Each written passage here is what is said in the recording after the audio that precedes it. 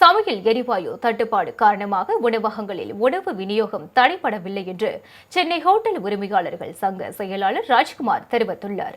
சென்னை தலைமை செயலகத்தில் வணிக பயன்பாடு சிலிண்டர் தட்டுப்பாடு விவகாரம் தொடர்பாக முதலமைச்சர் ஸ்டாலினை சென்னை ஹோட்டல் உரிமையாளர்கள் சங்கத்தினர் சந்தித்தனர்.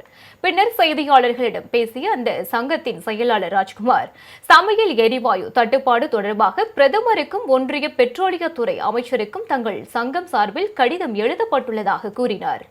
எரிவாயு தட்டுப்பாட்டால் உணவகங்கள் மூடப்படும் நிலையை தடுக்க தமிழ்நாடு அரசும் ஒன்றிய அரசும் நடவடிக்கை எடுக்க முதலமைச்சரிடம் கேட்டுக் கொண்டதாகவும் அவர் தெரிவித்தார்.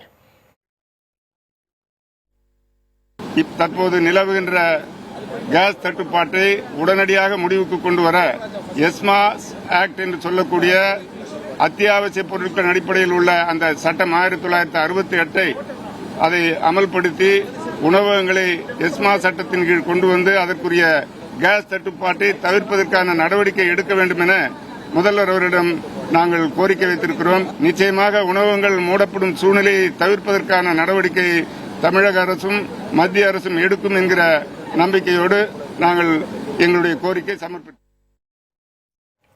இதனிடையே வணிக எரிவாயு சிலிண்டர் தட்டுப்பாடு தொடர்பாக ஆலோசனை நடத்த அனைத்து ஹோட்டல் உரிமையாளர்கள் சங்கத்திற்கும் தமிழக அரசு அழைப்பு விடுத்துள்ளது.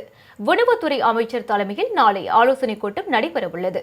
எரிவாயு சிலிண்டருக்கு மாற்றாக வேறு வழியை கையாளுவது தொடர்பாக கூட்டத்தில் ஆலோசித்து முடிவெடுக்க உள்ளதாக தகவல் வெளியாகியுள்ளது.